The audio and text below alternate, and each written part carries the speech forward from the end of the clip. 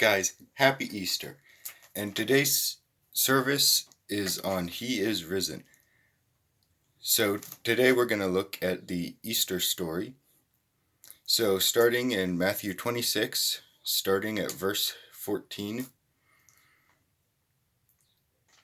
Then Judas Iscariot, one of the 12 disciples, went to the leading priests and asked, "How much will you pay to betray Jesus to you?" And they gave him 30 pieces of silver. From that time on, Judas began looking for opportunities to betray Jesus. So here we see this is when Judas starts to betray Jesus. Then Matthew 26, starting on verse 20. When it was evening, Jesus sat down at the table with the 12. While they were eating, he says, "I tell you the truth, one of you will betray me." Greatly distressed, each one of them asked in turn, "Am I the one, Lord?" He replied, "One of you who has just eaten from the bowl will betray me. For the Son of Man must die, as the Scriptures declared long ago. But how terrible it will be for the one who betrays him. It would be far better for that man if he'd never been born." Judas, the one who would betray him, also asked, "Rabbi, am I the one?" And Jesus told him, "You have said it." And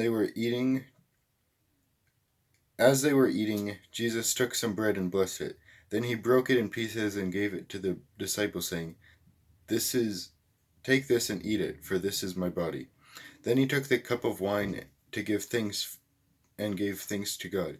He gave it to them and said, "Each of you take this and drink it, for this is my blood, which confirms the covenant between God and his people, is poured out as a sacrifice to forgive sins of many.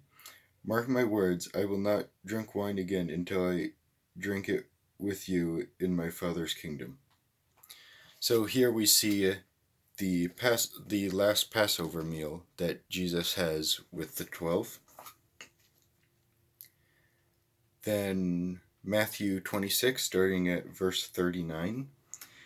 He went on a little further and bowed with his face to the ground, saying, "Father, if it's possible, let this cup of suffering be taken away from me.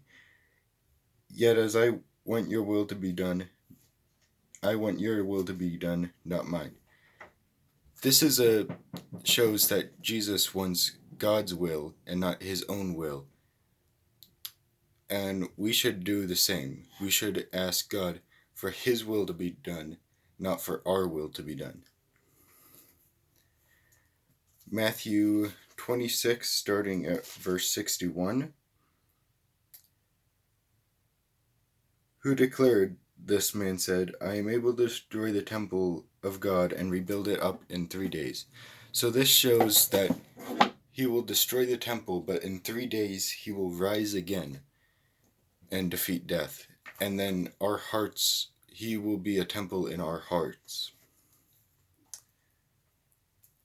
Matthew 27, starting at verse 35.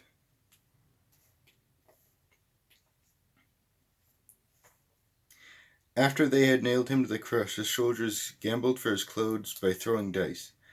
Then they sat and kept guard as they hung there. A sign was fastened above Jesus' head announcing a charge against him. It read, "This is the King of the Jews." 2 revolutionaries were crucified with him.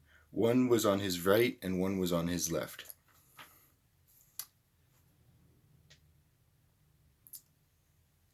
Then Matthew 27, starting at verse 45. At noon, darkness fell across the whole land until 3 o'clock. At about 3 o'clock, Jesus called out with a loud voice, "Eli, Eli, lama sabachthani," which means, my God, why have you abandoned me?" Because he was taking on our sin, and God can't be in the presence of sin. So when he got the sin onto him, God's presence kind of left him for a moment because he had all of our sin on him. Continuing, some of The bystanders misunderstood and thought he was calling for the prophet Elijah. One of them ran and filled a sponge with sour wine, holding it up to a reed stick so he could drink. But the rest said, "Wait, let's see whether Elijah comes to save him." Then Jesus shouted again and released his spirit. At the moment, the curtain of the sanctuary of the temple was split in two from top to bottom. The earth shook, rocks split apart, and tombs opened. The bodies of many godly men and women who died were raised from the dead. They left the cemetery after Jesus resurrected, went into the holy city of Jerusalem, and appeared to many people. Then Matthew 28. Early Sunday morning, as a new day was dawning, Mary Magdalene and the other Mary went to visit the tomb. Suddenly there was a great earthquake, for an angel of the Lord came down from heaven, rolled aside the stone, and sat on it. His face shone like lightning, and his clothes was white as snow. The guards shook with fear when they saw him, and fell into a dead faint. And then the angel spoke to the woman. "Do not be afraid," he said. "I know you are looking for Jesus who was crucified. He isn't here. He is risen from the dead. Just as this would happen, come see where his body was lying. And now go quickly tell the disciples that he is risen from the dead. He is going ahead of you to Galilee. You will see him there. Remember what I have told you." The women ran quickly from the tomb. They were very frightened, but also filled with great joy, and they rushed to give the disciples the angel's message. And as they went, Jesus met them and greeted them, and they ran to him, grasping his feet, and worshipped him. Then Jesus said to them, "Do not be afraid. Go tell my brothers to leave for Galilee, and they will see me there." So this shows that Jesus is risen. He's defeated death, which caused us to be forgiven.